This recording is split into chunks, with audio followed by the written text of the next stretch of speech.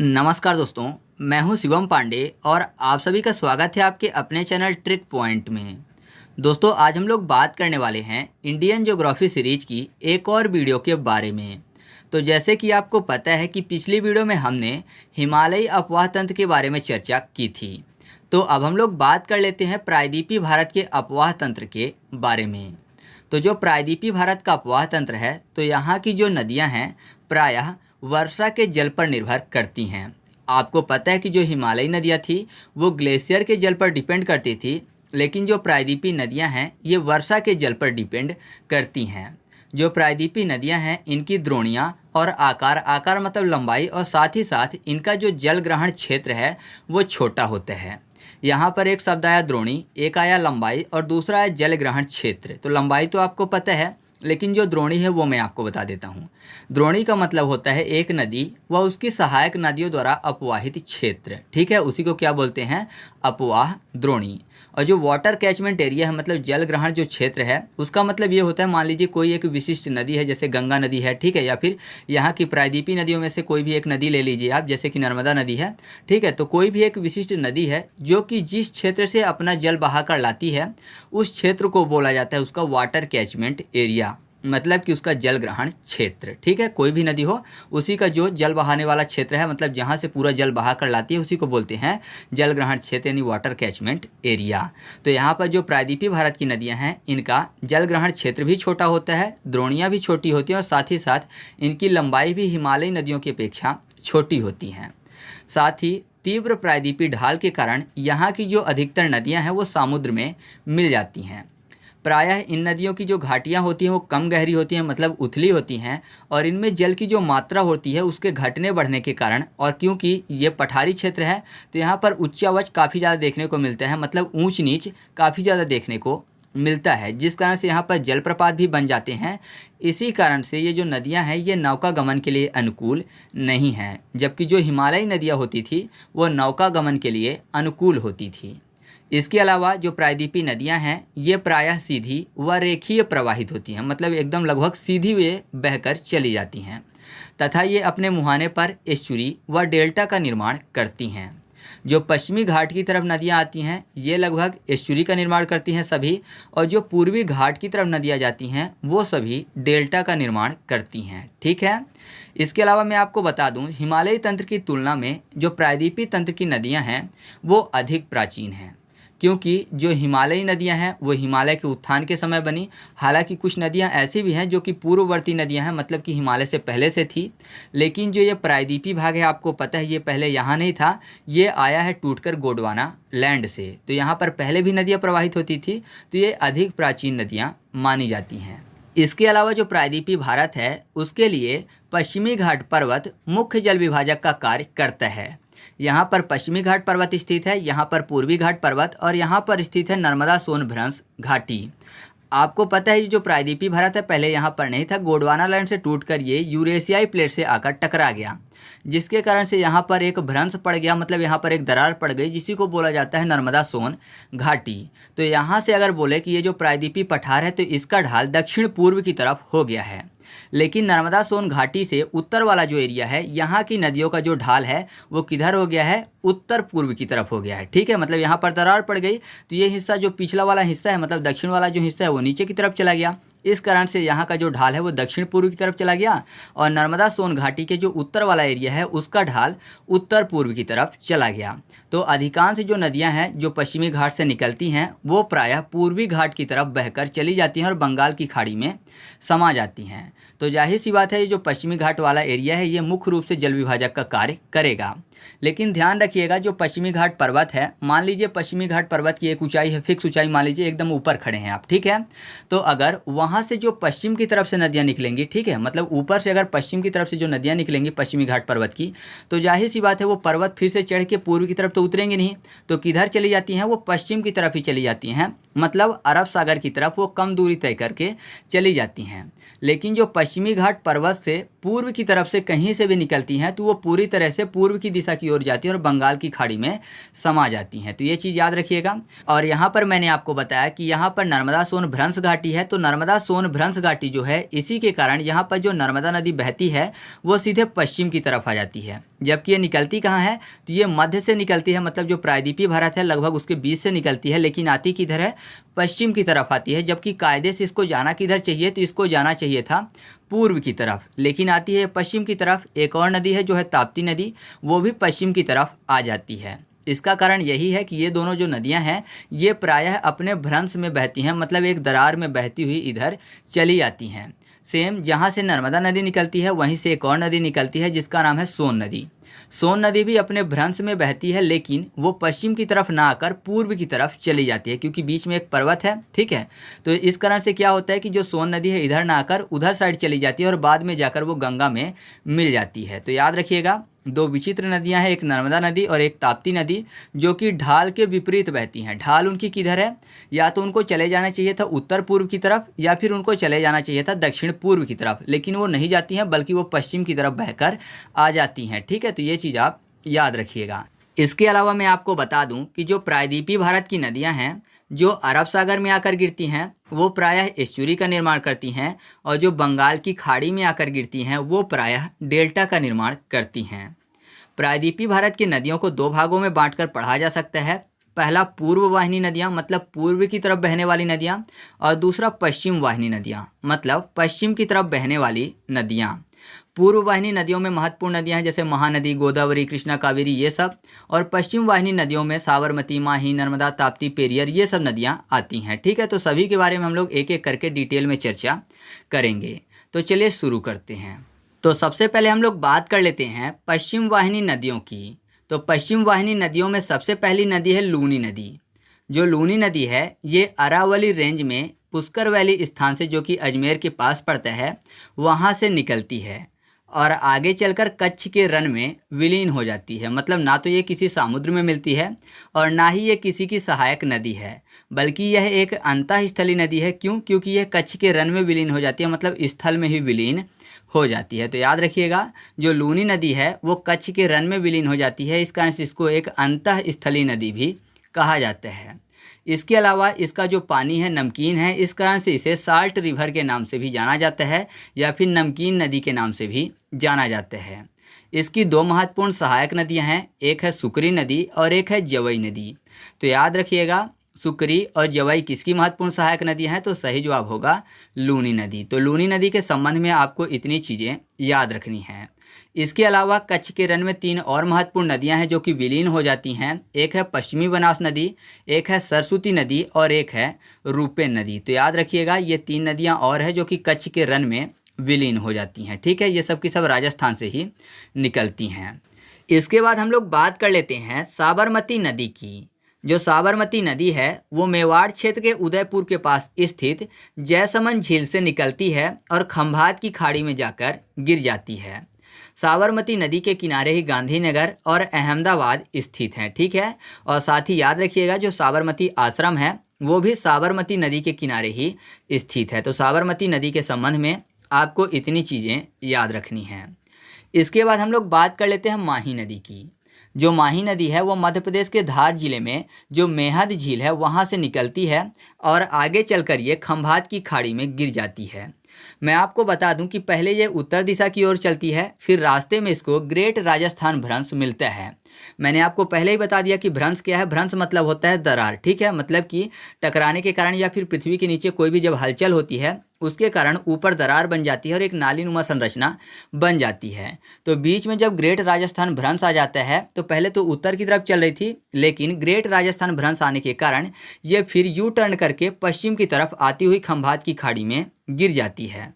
तो जब उत्तर की तरफ चल रही होती है तब ये कर्क रेखा को एक बार काटती है, और जब दोबारा यू टर्न करके आती है पश्चिम की तरफ तब भी कर्क रेखा को एक बार काटती है। तो यह कर्क रेखा को दो बार काटने वाली महत्वपूर्ण नदी है। तो अगर आपसे पूछा जाता है कि कौन सी नदी कर्क रेखा को दो बार काटती है तो सही जवाब क्या होगा, माही नदी।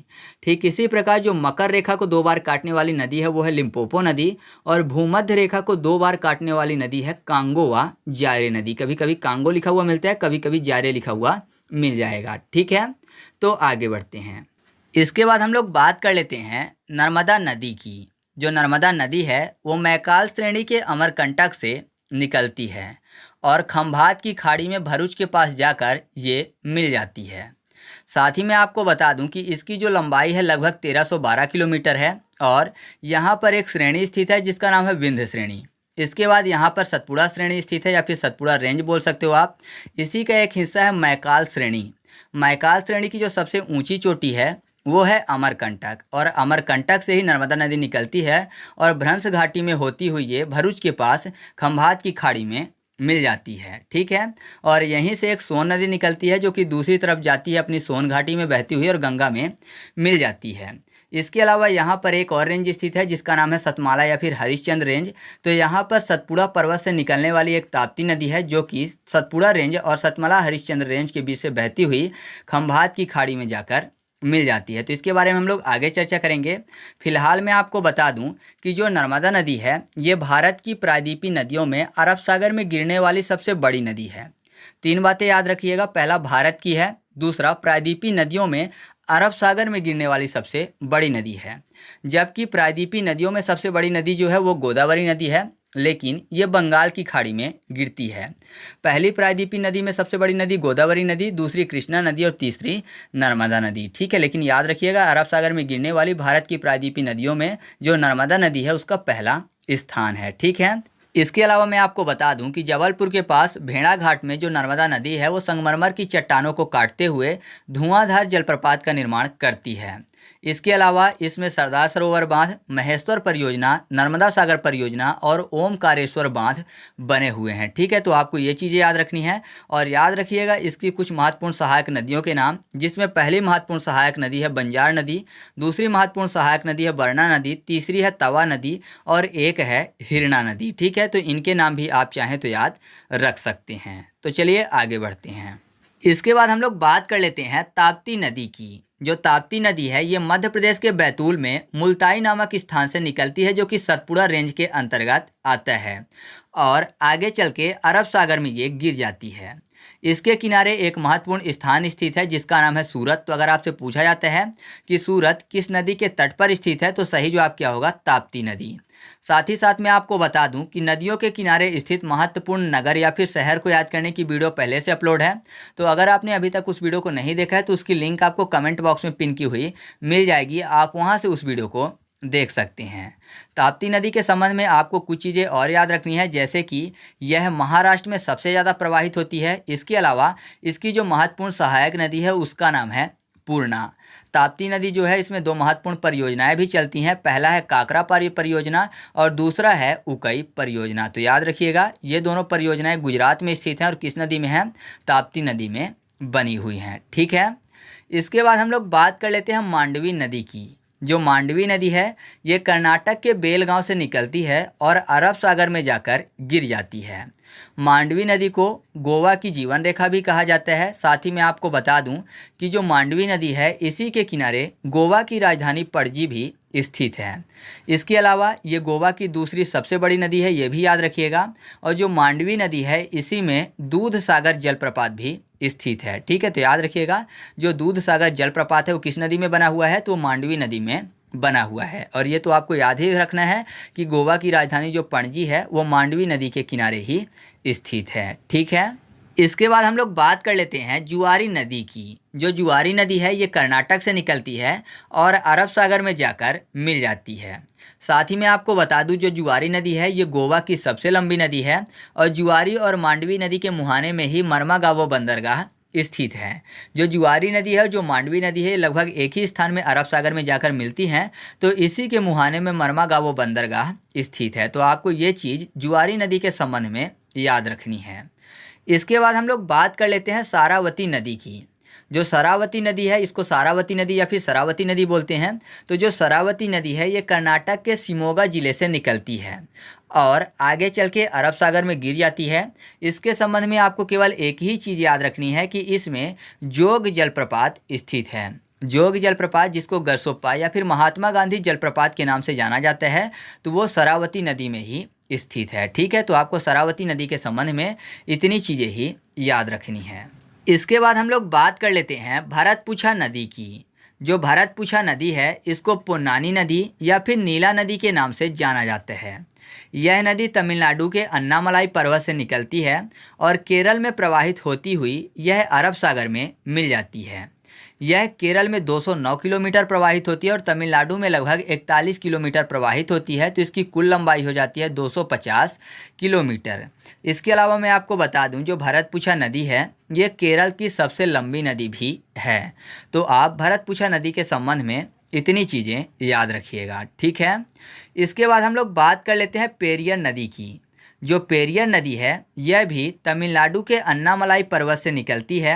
इसके अलावा आपको ये याद रखना है कि जो केरल की सबसे लंबी नदी है वो तो भरतपुछा नदी है, लेकिन केरल की जो दूसरी सबसे बड़ी नदी है वो है पेरियर नदी, ठीक है। इसके अलावा जो पेरियर नदी है इसको केरल की जीवन रेखा भी कहा जाता है और पेरियर नदी में ही इडुक्की बांध बना हुआ है। तो इतनी चीज़ें आपको पेरियर नदी के संबंध में याद रखनी है। इसके बाद हम लोग बात कर लेते हैं पंबा नदी की। जो पंबा नदी है ये भी केरल से निकलती है। इसके बारे में आपको एक ही चीज़ याद रखना है कि जो पंबा नदी है ये बेम्बनाड झील में जाकर मिल जाती है। बेम्बनाड झील है, वैसे झील होने के कारण मैं आपको बता दूं कि इसको लैगून या फिर कयाल भी बोला जाता है। क्यों? क्योंकि यह समुद्री तट में स्थित है ना। समुद्री तट में स्थित होने के कारण इसको लैगून बोला जाता है, लेकिन लैगून को केरल में कयाल बोला जाता है। तो याद रखिएगा, ये जो पंबा नदी है ये बेम्बनाड झील या फिर कयाल या फिर लैगून में जाकर मिल जाती है। तो इतनी चीज़ें आपको पंबा नदी के संबंध में याद रखनी है। तो इस तरीके से हम लोगों ने पश्चिम वाहिनी नदियों को एक एक करके जाना। अब हम लोग पूर्व वाहिनी नदियों के बारे में बात कर लेते हैं, या फिर आप ऐसा बोल सकते हैं कि बंगाल की खाड़ी में गिरने वाली नदियों के बारे में अब हम लोग चर्चा करने वाले हैं। तो सबसे पहले हम लोग बात कर लेते हैं स्वर्णरेखा नदी की। जो स्वर्णरेखा नदी है यह झारखंड के रांची के पठार से निकलती है और पश्चिम बंगाल और उड़ीसा में प्रवाहित होती हुई बंगाल की खाड़ी में जाकर गिर जाती है। इसके बारे में आपको बता दूं, यहाँ पर एक शब्द लिखा हुआ है रांची का पठार। जो रांची का पठार है वो छोटा नागपुर के पठार का ही एक भाग है। जो छोटा नागपुर का पठार है इसके बीच में एक भ्रंश घाटी है जिसमें दामोदर नदी बहती है। तो दामोदर नदी जो है वो छोटा नागपुर के पठार को दो भागों में बांटती है। जो उत्तरी भाग है उसको बोला जाता है हजारीबाग का पठार और जो निचला भाग है यानी दक्षिणी भाग है इसको बोला जाता है रांची का पठार, ठीक है। तो जाहिर सी बात है जब भ्रंश घाटी में बहती है मतलब यहाँ से दरार पड़ गई, जिस कारण से दामोदर नदी से जो ऊपर वाली नदियाँ हैं उनका जो प्रवाह है वो उत्तर पूर्व की तरफ है, ठीक है। जबकि जो नीचे वाली नदियाँ हैं दामोदर नदी से नीचे वाली, या फिर ऐसा बोले कि रांची के पठार से निकलने वाली जो नदियाँ हैं इनका जो प्रवाह है, या फिर ऐसा बोले कि इनका जो बहाव है वो है दक्षिण पूर्व की तरफ, ठीक है। तो इधर से जो नदियाँ निकलती हैं वो दक्षिण पूर्व में होती हुई बंगाल की खाड़ी में गिर जाती है। जबकि ऊपर वाली जो नदियां हैं उनमें कुछ नदियां जो हैं वो गंगा नदी तंत्र में भी शामिल हो जाती हैं, जबकि दामोदर नदी जो है ये भी गंगा नदी तंत्र में ही शामिल होती है, ठीक है। तो आगे बढ़ते हैं। इसके बारे में आपको एक चीज़ और याद रखिएगा कि जो स्वर्णरेखा नदी है उसमें एक महत्वपूर्ण जलप्रपात भी स्थित है जिसका नाम है हुंडरू जलप्रपात। तो इतनी चीज़ें आपको स्वर्णरेखा नदी के संबंध में याद रखनी है। इसके बाद हम लोग बात कर लेते हैं वैतरणी नदी की। जो वैतरणी नदी है वो उड़ीसा के क्योंझर से निकलती है और थोड़ा सा झारखंड में प्रवाहित होती हुई बंगाल की खाड़ी में गिर जाती है। तो वैतरणी नदी के संबंध में आपको इतनी ही चीज़ें जानना है। इसके बाद जो अगली नदी है वो है ब्रह्मणी नदी। तो जो ब्रह्मणी नदी है ये झारखंड के छोटा नागपुर के पठार से निकलने वाली शंख तथा साउथ कोयल नदी के राउरकेला में मिलने से बनती है। मतलब दो नदियों के प्रवाह जब इकट्ठा हो जाता है, शंख नदी और साउथ कोयल नदी जो कि राउरकेला के पास इकट्ठा होती हैं, तो यहीं से ब्रह्मणी नदी का उद्गम होता है। मतलब यहीं से इस नदी को क्या बोला जाता है? ब्रह्मणी नदी बोला जाता है और यह आगे चल के बंगाल की खाड़ी में मिल जाती है। तो आप याद रखिएगा जो ब्रह्मणी नदी है ये भी उड़ीसा और झारखंड में प्रवाहित होती है, ठीक है। जबकि ये दो नदियों से मिलकर बनती है, शंख नदी और साउथ कोयल नदी। तो इतनी चीज़ें आपको ब्रह्मणी नदी के संबंध में याद रखनी है। इसके बाद हम लोग बात कर लेते हैं महानदी की। जो महानदी है यह सिवाहा के पहाड़ी जो कि छत्तीसगढ़ में पड़ता है यहाँ से निकलती है और बंगाल की खाड़ी में जाकर गिर जाती है। यह छत्तीसगढ़ और उड़ीसा दोनों जगह प्रवाहित होती है। और अगर इसके अपवाह तंत्र की बात करें तो इसका पूरा का पूरा जो अपवाह तंत्र है वो छत्तीसगढ़, उड़ीसा, मध्य प्रदेश और झारखंड में फैला हुआ है, ठीक है। और इसकी कुछ महत्वपूर्ण सहायक नदियाँ हैं उसके बारे में आपको बता देता हूँ। तो यहाँ सिवाहा स्थान है, मतलब छत्तीसगढ़ वाला जो सिवाहा है जहाँ से ये महानदी निकलती है। और आगे चलकर ये बंगाल की खाड़ी में गिर जाती है। तो यहाँ पर ये जो शिवनाथ नदी है ये इससे आकर मिलती है। उसके बाद इस छोर से जोक नदी जो है वो आकर मिलती है। यहाँ पर एक नदी निकलती है जिसका नाम है हंसदेव नदी, वो भी इससे आकर बाएं छोर से मिलती है। मैंने आपको पहले ही बताया बायां छोर कौन सा है, दायां छोर कौन सा है। इसको पता करने का एक तरीका है, जिधर नदी बह रही है उधर मुंह करके खड़े हो जाना है और देखना है अपना बायां कौन सा है और अपना दायां कौन सा है। तो यहाँ पर देखिए बाएं छोर से जो है हंसदेव नदी भी मिल रही है और शिवनाथ नदी भी मिल रही है। इसके बाद मंड नदी और ईव नदी जो है ये भी बाएं छोर से मिलती हैं। उसके बाद जब आगे बढ़ती है ये नदी तो एक नदी है ओग नदी, ये आकर दाएं छोर से मिलती है और फिर तेल नदी भी दाएं छोर से आकर मिल जाती है। ओग नदी से पहले यहाँ पर एक बांध बना हुआ है जिसका नाम है हीराकुंड बांध। तो याद रखिएगा जो हीराकुंड बांध है ये उड़ीसा में बना हुआ है। और कहाँ पर बना हुआ है तो ओग नदी से पहले जहाँ पर ईव नदी मिलती है इसके बाद यहाँ पर ये बांध बना हुआ है। ठीक है, और किस नदी में बना हुआ है तो महानदी में बना हुआ है। इसके अलावा महानदी के संबंध में आपको ये याद रखना है कि संबलपुर और कटक जो है वो महानदी के किनारे ही बसा हुआ है। ठीक है, तो महानदी के बारे में आप इतनी चीज़ें याद रखिएगा। इसके बाद हम लोग बात कर लेते हैं गोदावरी नदी की। जो गोदावरी नदी है वो महाराष्ट्र में नासिक के त्र्यंबकेश्वर से निकलती है और महाराष्ट्र में प्रवाहित होने के साथ साथ यह तेलंगाना और आंध्र प्रदेश में प्रवाहित होती हुई बंगाल की खाड़ी में गिर जाती है। जबकि इसका जो अपवाह तंत्र है वो महाराष्ट्र, तेलंगाना और आंध्र प्रदेश के साथ साथ मध्य प्रदेश, छत्तीसगढ़ और ओडिशा राज्य में फैला हुआ है। क्योंकि इसकी कई सारी महत्वपूर्ण सहायक नदियां हैं, इसके कारण से ये अलग अलग राज्यों में भी और ज़्यादा फैला हुआ है। तो यहाँ पर नासिक के त्र्यंबकेश्वर से निकलती है और बंगाल की खाड़ी में जाकर मिल जाती है। तो दाएं तरफ से 3 महत्वपूर्ण नदियाँ आकर मिलती हैं जिसका नाम है प्रवरा नदी, आगे चलने पर भूला नदी और आगे चलने पर मंजरा नदी इसमें दाएं छोर से आकर मिलती है। इसके बाद बाएं छोर से एक नदी आकर मिलती है जिसका नाम है वर्धा नदी। वर्धा नदी में 2 महत्वपूर्ण उसकी सहायक नदियां आकर मिलती हैं जिसका नाम है पेनगंगा नदी और वेनगंगा नदी। तो जब ये 2 नदियां आकर मिल जाती हैं वर्धा नदी में तो इसका नाम हो जाता है प्राणहिता नदी। ठीक है, तो प्राणहिता नदी जो है यानी वर्धा नदी जो है वो बाएं छोर से आकर गोदावरी नदी में मिलती है। इसके बाद अगर आगे चलेंगे तो यहाँ पर इंद्रावती नदी जो है वो भी बाएं छोर से आकर इसमें मिल जाती है और फिर एक खबरी नदी है वो भी यहाँ पर आकर मिल जाती है बाएं छोर से। ठीक है, फिर आगे मैंने आपको बता ही दिया कि यहाँ पर बंगाल की खाड़ी में मिलती है तो यहाँ पर एक डेल्टा बनाती है और इसी डेल्टा के पास में एक स्थान स्थित है जिसका नाम है यनम। यानाम आपको पता होगा कि ये पांडुचेरी के एक भाग है। पांडुचेरी के जो भाग हैं अलग अलग क्षेत्रों में फैले हुए हैं, तो उनमें से जो यानाम है वो यहाँ पर स्थित है। ठीक है, और ये जो गोदावरी का डेल्टा है यह चापाकार डेल्टा है। साथ ही यहाँ पर एक परियोजना स्थित है जिसका नाम है कालेश्वर परियोजना, जो कि तेलंगाना राज्य में स्थित है। तो मैं आपको बता दूं जो कालेश्वर परियोजना है ये विश्व का सबसे बड़ा लिफ्ट इरिगेशन प्रोजेक्ट है। ठीक है, यहाँ पर जो नदी है काफ़ी ज़्यादा गहराई में बहती है, तो यहाँ पर लिफ्ट इरिगेशन सिस्टम के माध्यम से जो नदी का पानी है वो ऊपर लाया जाता है। तो याद रखिएगा विश्व का सबसे बड़ा लिफ्ट इरिगेशन प्रोजेक्ट किस नदी में बना हुआ है तो वो बना हुआ है गोदावरी नदी में। इसके अलावा गोदावरी नदी के संबंध में आपको एक चीज़ और याद रखनी है कि जो गोदावरी नदी है यह प्रायद्वीपीय भारत की सबसे लंबी नदी है। इसकी लंबाई लगभग 1465 किलोमीटर है। तो लंबी होने के कारण, क्योंकि ये प्रायद्वीपीय भारत की सबसे लंबी नदी है, इस कारण से इसकी जो तुलना है गंगा से की जाती है। साथ ही साथ इसकी उम्र भी काफ़ी ज़्यादा मानी जाती है। तो उम्र और लंबाई के कारण इसकी तुलना गंगा से की जाती है, जिस कारण से इसे दक्षिण गंगा या फिर वृद्ध गंगा के नाम से जाना जाता है। याद रखिएगा दक्षिण गंगा या फिर वृद्ध गंगा के नाम से किसे जाना जाता है, तो सही जवाब क्या होगा गोदावरी नदी। ठीक है, तो चलिए आगे बढ़ते हैं।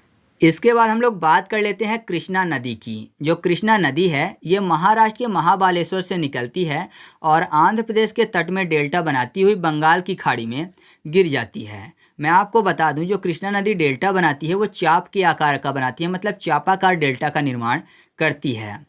इसके अलावा जो कृष्णा नदी है ये प्रायद्वीपीय भारत की दूसरी सबसे बड़ी नदी है, जबकि प्रायद्वीपीय भारत की सबसे बड़ी नदी जो है वो है गोदावरी नदी और प्रायद्वीपीय भारत की तीसरी सबसे बड़ी नदी है नर्मदा नदी। जबकि अरब सागर में गिरने वाली प्रायद्वीपीय भारत की सबसे बड़ी नदी कौन सी है तो वो है नर्मदा नदी। ठीक है, और इसके अलावा आपको ये याद रखना है कि कृष्णा के डेल्टा के पास और गोदावरी के डेल्टा के बीच में एक झील स्थित है जिसका नाम है कोलेरू झील। ठीक है, तो याद रखिएगा कृष्णा डेल्टा और गोदावरी के डेल्टा के बीच में कोलेरू झील स्थित है। इसकी कुछ महत्वपूर्ण सहायक नदियां हैं जिनके बारे में हम लोग चर्चा कर लेते हैं। तो यहाँ से ये निकलती है महाबालेश्वर से और यहाँ पर जाकर ये बंगाल की खाड़ी में गिर जाती है। तो सबसे पहले दाएं तट से एक कोयना नदी है वो आकर इसमें मिलती है उसके बाद वर्णा नदी जो है ये भी निकलती महाराष्ट्र से और आगे आकर दाएं तट से ही इसमें मिल जाती है।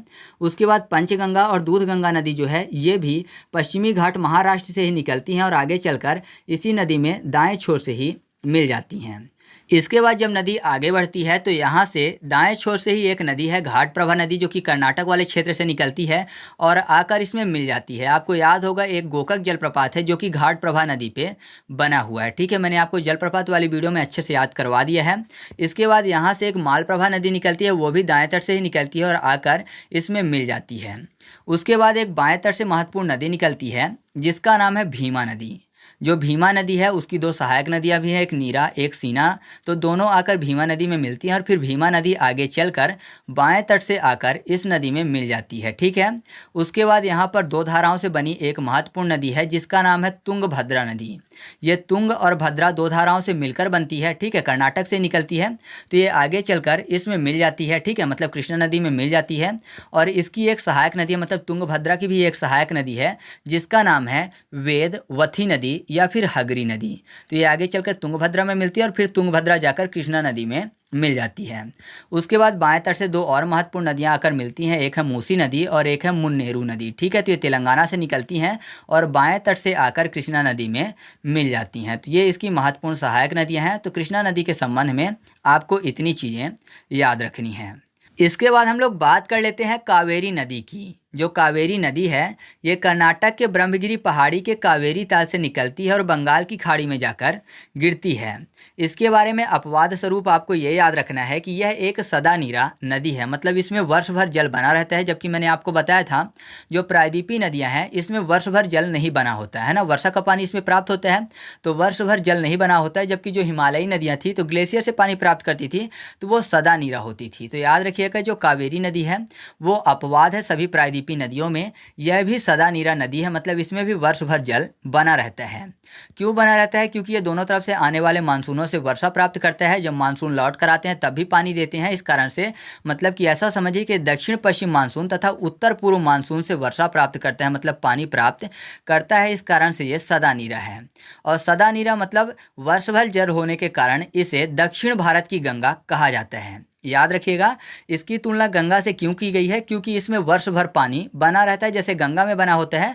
तो याद रखिएगा दक्षिण भारत की गंगा इसे क्यों कहते हैं, मतलब कावेरी नदी को, क्योंकि ये सदा नीरा है। जबकि गोदावरी नदी जो है उसको आयु और आकार के हिसाब से दक्षिण की गंगा या फिर वृद्ध गंगा के नाम से जाना जाता था। ठीक है, और साथ ही मैं आपको बता दूं कि कावेरी के डेल्टा के पास ये कराईकल नाम का एक स्थान है जो कि पांडुचेरी के एक भाग है वो स्थित है। मैंने आपको बताया था कि गोदावरी के पास पांडुचेरी का यनम वाला जो स्थान है वो स्थित है। तो याद रखिएगा गोदावरी के डेल्टा के पास जो यनम है वो स्थित है, जबकि कावेरी के डेल्टा के पास जो कराईकल है पांडुचेरी का ही एक भाग है वो स्थित है। ठीक है, और जो कावेरी नदी है इसी के किनारे तंजावुर जो शहर है वो स्थित है। इसके अलावा मैं आपको बता दूं जो कावेरी नदी है ये 3 बार 2 धाराओं में बंटती है। 2 धाराओं में बंटने के कारण जो बीच की भूमि होती है वो द्वीप की तरह दिखती है, मतलब नदी द्वीप की तरह दिखती है। तो ये 3 बार नदी द्वीप भी बनाती है। तो पहला द्वीप जो ये बनाती है उसका नाम है श्रीरंगपट्टनम द्वीप जो कि कर्नाटक में स्थित है। दूसरा द्वीप है शिवसमुद्रम द्वीप, ये भी कर्नाटक में स्थित है। और तीसरा द्वीप है श्रीरंगम द्वीप, ये स्थित है तमिलनाडु में। साथ ही आप याद रखिएगा कि जो शिवसमुद्रम जलप्रपात है वो तमिलनाडु और कर्नाटक की सीमा में कावेरी नदी में ही स्थित है। कावेरी नदी में भी एक बांध है जिसका नाम है कल्लनई बांध, जिसको ग्रेट एनीकट बांध के नाम से भी जाना जाता है। ये भारत का सबसे पुराना बांध है और साथ ही विश्व का चौथा सबसे पुराना बांध भी है। और मैं आपको बता दूं भले ये भारत का सबसे पुराना बांध है लेकिन अभी भी ये सक्रिय है।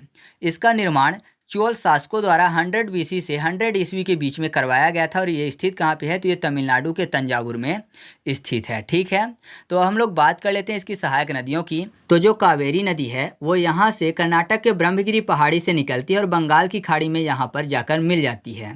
तो सबसे पहले बाएं तट से हेरंथी नदी आकर मिलती है, उसके बाद दाएं तट से लक्ष्मण तीर्थ नदी, फिर बाएं तट से एक नदी आती है जिसका नाम है हेमावती नदी। ठीक है, तो वो आकर मिलती है। बाएं तट से एक और नदी निकलती है इसकी सहायक नदी जिसका नाम है सिमसा नदी, वो भी आकर यहाँ पर मिलती है। उसके बाद दाएं तट से 2 महत्वपूर्ण नदियाँ आकर मिलती हैं जिसका नाम है कबिनी नदी और सुवर्णवती नदी।